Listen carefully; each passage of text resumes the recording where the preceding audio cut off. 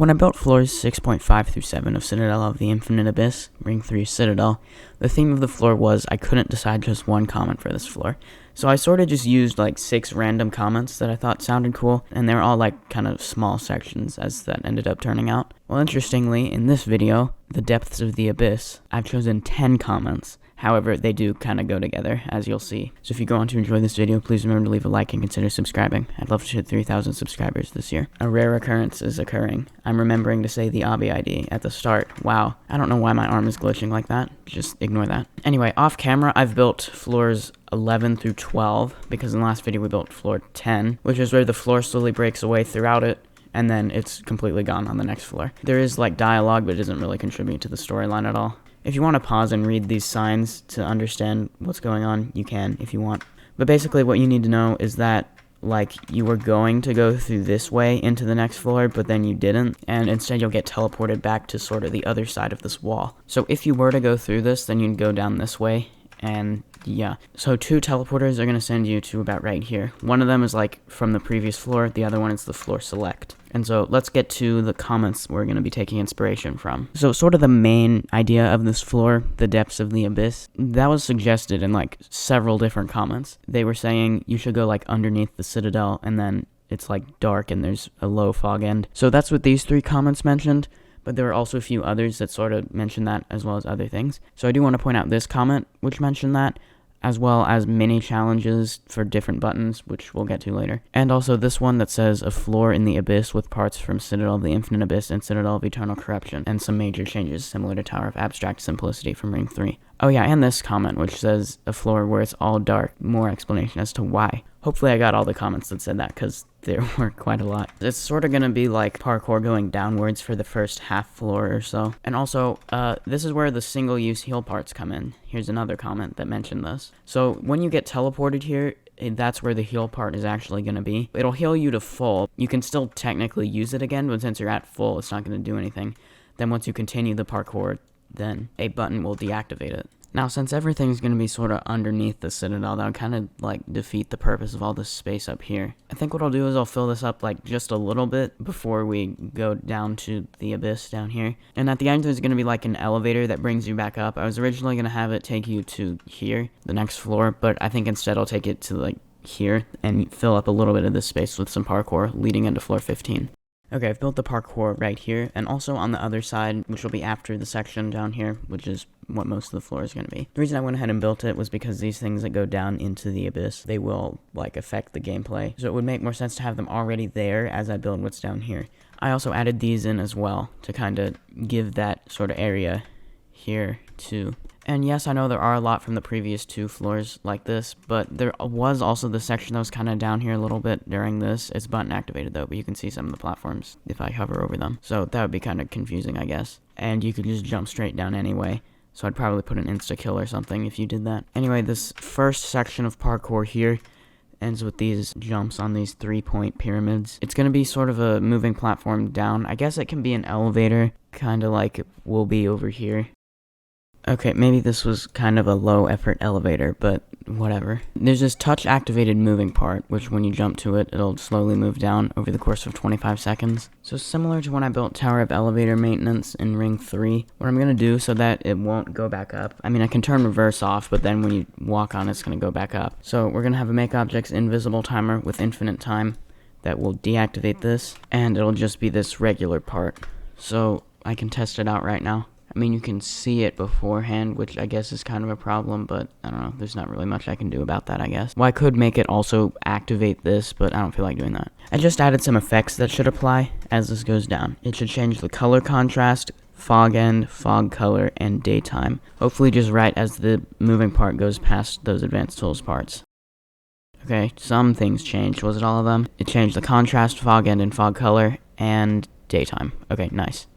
Okay, I flew outside the Obby plot, so it did that. I'll test this a couple more times to make sure that I didn't just get lucky and it actually doesn't work. Okay, so this is going to take us to our next 2 comments. So this comment, I'm only using a little bit of it. This was also one of the many comments about it being underneath the floor, but I also, as I've highlighted here, possibly it could have mini challenges to get buttons and also a lot of random objects in your way. Mainly just the mini challenges part. There's another comment that kind of goes along with the mini challenges, find buttons by solving puzzles, and doing parkour. Now, because of the contrast, pretty much any dark colored platforms are almost impossible to see. So the bright colored floor color like this is easy enough to see, but I've darkened it a little bit, so it's still possible to see, but still pretty difficult. I guess you can see these though. So the way this is going to work is there's going to sort of be two button collection things. One of them will be like puzzles and stuff, like a lot more unique and interesting sections, and the other one will just be parkour. Probably really quick sections. We're going to start with the first one I said. Of course, we first need to give the player a flashlight so they can see what they're doing. I guess I can use sort of a mix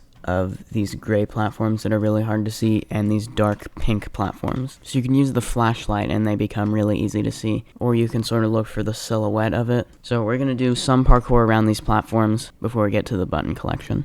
Added a little bit of parkour that leads to this platform where it says find 5 buttons to progress, and they'll activate these 5 platforms that currently lead nowhere, but they will later. Now it's going to be 5 sections, and 3 of them are comment inspired. And by the way, you'll be able to do these buttons in any order you like. Let's start with this comment that I showed earlier. A floor in the abyss with parts from Citadel of the Infinite Abyss and Citadel of Eternal Corrupt, and some major changes similar to Tower of Abstract Simplicity. So I'm actually not going to use either of the Citadels I mentioned. I'm instead going to use a floor from Citadel of Abstraction, Ring 2's Citadel. We're going to do floor 10, which the video for this was I composed my own music for this floor. Alright, so this is going to be not annoying at all to try and select only the floor itself and not literally everything else. Let's see, maybe if I do this to get like half of it. Wait, can I do control to add more to that with drag to select? Okay, I can. Okay, I don't need these lava parts selected, and I do have less than 100 things selected, meaning I can make a pre-made out of this. Now, a lot of these things I can also deselect because I don't need them,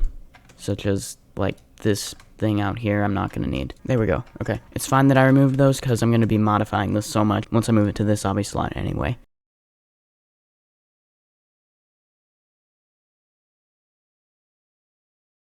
So because this is all destroyed, probably there's not like power or anything to keep the moving parts and spinning parts moving. So I'm going to go ahead and delete all the conveyors and the moving parts I couldn't even make the pre-made with anyway. Hey, this annoying glitch that like doesn't let these things disappear is actually coming in useful right now. Was that correct grammar? I don't know. Wait, what? Why'd they all go away? I just pressed Control Y. Okay, well maybe I just figured out how to fix that. Anyway, these yellow lines highlight where all this stuff is, so that makes it easy to delete them. I've added this. Player says, I think this is what remains of floor 10 of Citadel of Abstraction. Shark says, I'll bet one of the buttons on this floor is still operational and is one of the buttons we need to press. So I did like unlink all the buttons and change them into regular parts. So the one I want to make be the one you actually are supposed to press, I'll change back to an actual button. But it's not this one, but you still need to be able to like reach these. And I think the rest were in here. There's this push box resetter button, which that's the push box by the way. You don't really need it though. And there was this one. So we're gonna do this button. So I need to make sure it's like really obvious that that's the one you're supposed to press. Because it's not gonna have a timer, so it's not gonna activate that. I'll make it have like a white neon outline. And I'll also add a sign that says like a thing. This is the button. So whichever of the platforms are over here was the closest in color. Okay, I can't see any of them, but I think it was this one. I'm gonna make this change to the color of that. And then this button, which I need to make an actual button again, is make objects visible for infinite time. Okay, we're now going to build this section to get to the next button. It's from this comment. Idea. A floor where it's all dark due to a power outage caused by a thunderstorm, and you need to find 5 push boxes that act like lightning rods, and push them to different areas where the thunderbolts keep hitting to turn the lights back on, and activate a massive fan to blow the thunderclouds away. However, due to the fan, you'll have low gravity for the rest of the floor and the next 2 floors. I'm not going to be doing that exactly, but I am going to kind of sort of do that, if that makes sense. That probably doesn't make sense. What we're going to do is that the lanterns ahead, which I added those, I think I forgot to mention that, sort of like in Tower of Deep Darkness. They can't collide false, by the way. So you're going to do some things with push boxes to not only activate these studs, you know, so that you can't just like, it's still somewhat easy to see these without actually the lanterns there. But anyway, it'll activate the studs and also the lanterns so you can see, even though it's probably not going to do the effect modification thing, right? You know what, it'll be fine, because even though it's emitting light, you still technically can't see the platforms because they're not there. They're just gonna be like copper blocks, because copper conducts electricity,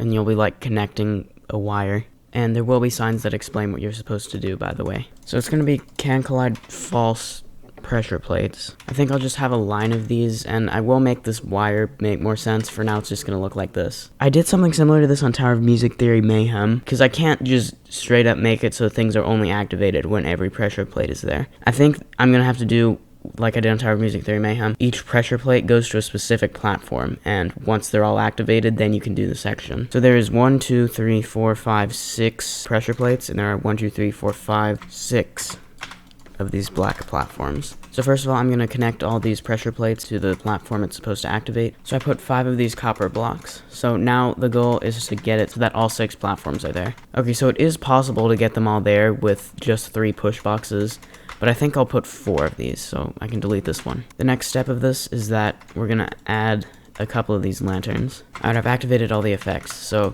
that way I can place these lanterns and sort of see how much they actually help you see. And the last thing I want to do is add a sort of indicator thingy. It'll just activate parts that are like neon lights. They don't actually emit light though. And when all 6 of them are there, you'll know that all of the platforms are there, meaning you've completed it. Alright, I think I got this working.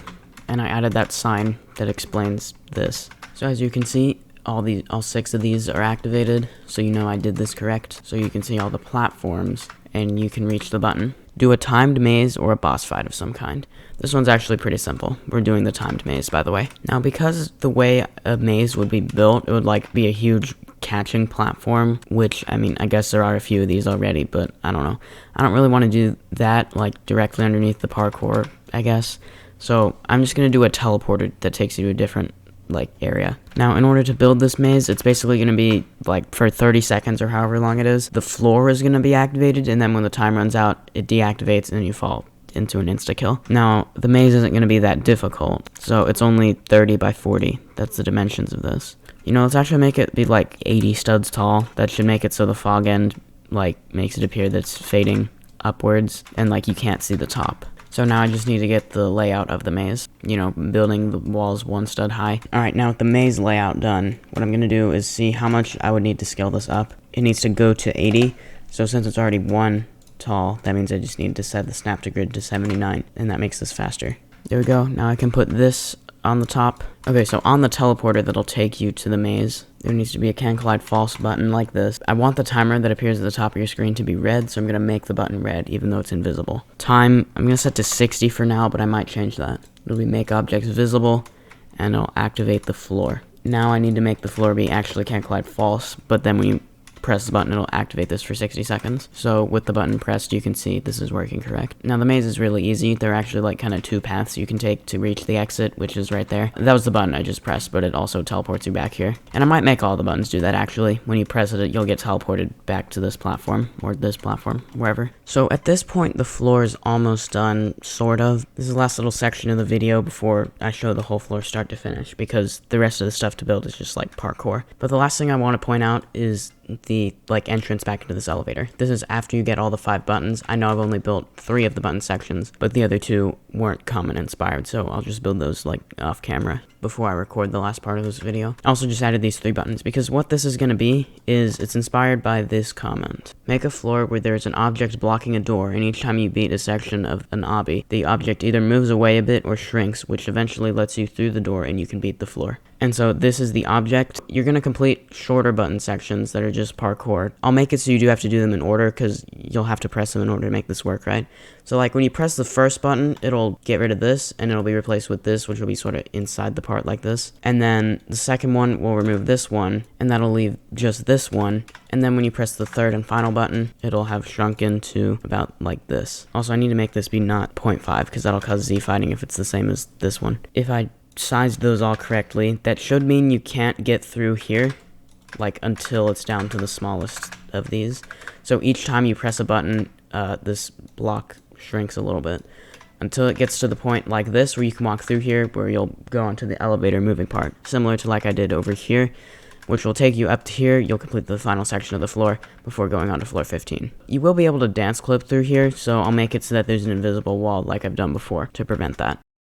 Alright, it's time to play the whole 2 floors, start to finish. If you want to play this, here's the Obby ID right here. So when you use the floor select teleporter, it'll take you right here. So just wait here, a few seconds should be fine to activate all the effects. Now, at the moment, it is actually possible to jump down here and take a huge shortcut I'm too lazy to fix that at the moment.